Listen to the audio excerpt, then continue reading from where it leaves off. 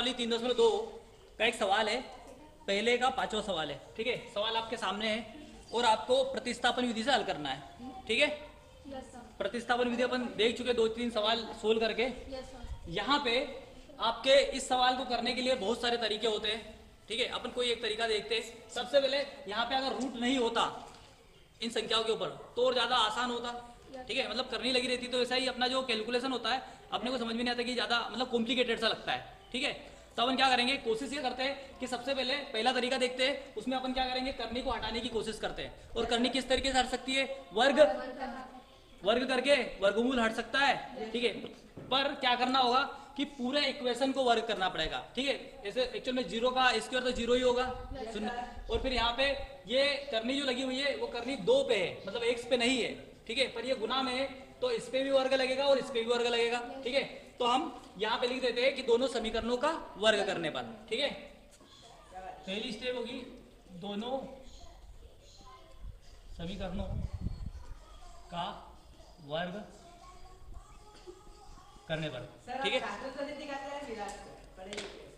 ठीक है, अभी अपन वर्ग करके देखते हैं। डायरेक्टली कर दूं क्या मैं, देखो करनी 2 का वर्ग हो जाएगा और इधर x का वर्ग भी हो जाएगा, करनी 3 का भी वर्ग हो जाएगा और y का भी वर्ग हो जाएगा और 0 का वर्ग 0 ही होने वाला है। ठीक है, यहाँ पे करनी 3 का भी वर्ग होगा और x का भी वर्ग होगा, ऋण करनी 8 का भी वर्ग होगा और y का भी वर्ग होगा बराबर 0 का भी वर्ग होगा। ठीक है, अब सुनो, वर्ग से वर्गमूल कैंसिल हो जाता है, मतलब यहाँ पे वर्ग लगा हुआ है, यहाँ पे वर्गमूल कट जाएगा, ये वर्ग से ये वर्गमूल कट जाएगा। ठीक है, और यहाँ पे भी ये वर्ग से वर्गमूल कट जाएगा, यहाँ पे वर्ग से वर्गमूल कट जाएगा। तो जो आपका समीकरण बन के आएगा, दोनों के दोनों समीकरण जो होंगे होगा 2x का वर्ग धन 3y का वर्ग बराबर से 0। ठीक है, और दूसरा होगा यहाँ पे 3x का वर्ग ऋण 8y का वर्ग बराबर से 0। ठीक है, अब इसको समीकरण 1 और समीकरण 2 नाम दे देते हैं। ठीक है, अब कोई एक समीकरण ले लेते हैं अपन, समझे, तो समीकरण 1 ले लेते हैं, समीकरण 1 से। ठीक है, तो या तो x का मान निकालो या तो y का मान निकालो। ठीक है, इसका निकाल ले। ठीक है, तो आपको समीकरण दिया हुआ है 2x का वर्ग धन 3y का वर्ग बराबर से 0। तो हम यहाँ पे x के वर्ग का मान निकाल लेते हैं। ठीक है, या y का निकाल लेते हैं। ठीक है, तो यहाँ पे 2y का वर्ग बराबर क्या है, 0 है, तो इसका अपन पक्षांतर कर देंगे। ठीक है, तो बराबर क्या हो जाएगा, ऋण 2x का वर्ग। ठीक है, अब सुनो, y का वर्ग बराबर से ऋण 2x का वर्ग बटे में 3 आ गया। ठीक है, अभी यहाँ पे देखो अपने को y का वैल्यू नहीं निकालना है, y के वर्ग का निकालना है। क्यों, क्योंकि यहाँ पे y का वर्ग डायरेक्ट रख देंगे ना। सुनो, इस समीकरण में y का वर्ग है, यहाँ पे y का वर्ग निकाल लिया अपन ने। तो अब समीकरण, इसको समीकरण नंबर 3 दे देते हैं और इसका मान अपन समीकरण 2 में रख देंगे। ठीक है, तो यहाँ पे लिख देते हैं समीकरण 2 में y के वर्ग का मान रखने पर। ठीक है, रख दे क्या, ठीक है। जब यहाँ पे समीकरण 2 में रखोगे तो एक्चुअली समीकरण 2 क्या है, 3x का वर्ग ऋण 8y का वर्ग बराबर 0। तो हम यहाँ पे लिखेंगे 3x का वर्ग ऋण 8 और ब्रैकेट के अंदर क्या है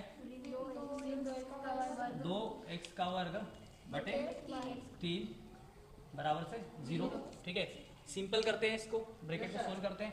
ये 8 से तो कटने वाला नहीं है, तो अपन आसान करते हैं। 3x का वर्ग ऋण, ये कितना हो जाएगा, 8 दूनी 16, तो धन का हो जाएगा 16x का वर्ग। ठीक है, और बटे में 3 है। ठीक है, तो बटे में 3 है ना, और इधर बराबर से 0, तो बटे का 3 हटाना है अपने को, तो इधर और इधर मल्टीप्लाई हो जाएगा। ठीक है, ये बटे का 3 इधर भी गुना हो जाएगा और इधर भी गुना हो जाएगा। या अपन इसे बोल सकते हैं कि पूरी इक्वेशन में 3 का मल्टीप्लाई कर देंगे, तो 3 का गुना करोगे तो यहाँ पे 3 3 9x का वर्ग धन 16x का वर्ग बराबर से 0। 3 का 0 में होगा तो 0 हो जाएगा। ठीक है, अब इन दोनों को जोड़ो तो 9 और 16 25। ठीक है, 25 x का वर्ग बराबर 0, तो x का वर्ग बराबर से क्या हो जाएगा 0 बटे 25 और x बराबर से क्या हो जाएगा, देखो भाई 0 बटे 25, 25 में किसी का भी भाग जाएगा तो वो 0 ही आएगा। ठीक है, 0, तो 0 का रूट भी क्या होगा 0 ही होगा, तो x का वैल्यू क्या निकल के आया यहाँ पे 0। ठीक है। अब सुनो, अब जब x का मान 0 आया तो x का मान अपन कहाँ पे रखेंगे, समीकरण 3 में। x का मान समीकरण 3 में रखने पर, ठीक है, समीकरण 3 क्या है यहाँ पे, y का वर्ग बराबर से ऋण 2x वर्ग बटे 3, ठीक है।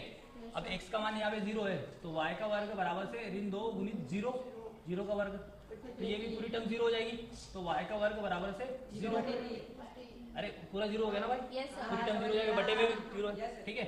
तो y बराबर से भी 0 हो गया, तो यहाँ पे अपने को x का मान भी 0 मिला और y का मान भी 0 मिला, यही होगा अपना आंसर। क्लियर है क्या, समझ में आया क्या? किसको कहीं भी कोई दिक्कत हो तो पूछ सकता है, नहीं तो छापो, ठीक है।